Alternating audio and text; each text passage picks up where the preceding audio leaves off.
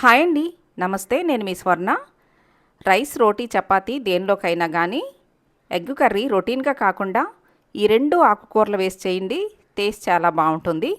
First ప్యాన్లో oil పోసి oil heat అయిన తర్వాత 3 ఉల్లిపాయలు కాస్త పెద్ద ముక్కలకు కట్ చేసుకుని వేసుకోవాలి.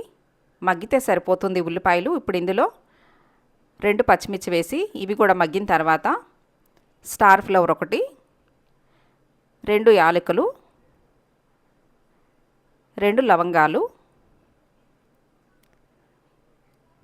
దాల్చిన చెక్క 1 ఇంచు వేసి ఈ లైట్గా మగ్గిన తర్వాత ఇవి కాస్త చల్లారిన తర్వాత మిక్సీ పట్టుకోవాలి. ఇప్పుడు మిక్సీ జార్లో ఉల్లిపాయలు, పచ్చిమిర్చి వేసి చిన్న కట్ట పుదీనా,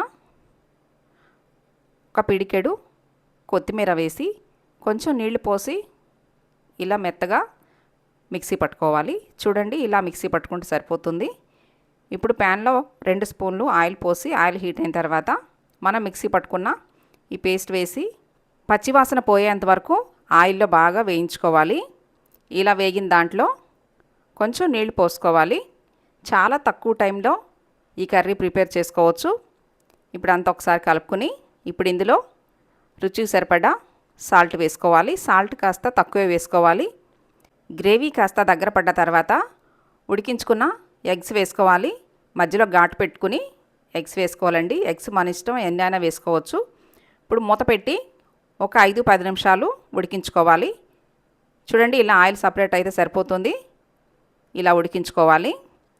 రైస్, చపాతీ దేనిలోకైనా కానీ ఈ కర్రీ చాలా బాగుంటుంది. రైస్లో కంటే కూడా చపాతీలోకి ఇంకా బాగుంటుంది. ఈ కర్రీ మీకు కూడా నచ్చింది కదూ? అయితే మిస్ చేయకుండా లైక్ చేయండి, షేర్ చేయండి, నా ఛానల్ని సబ్స్క్రైబ్ చేయండి.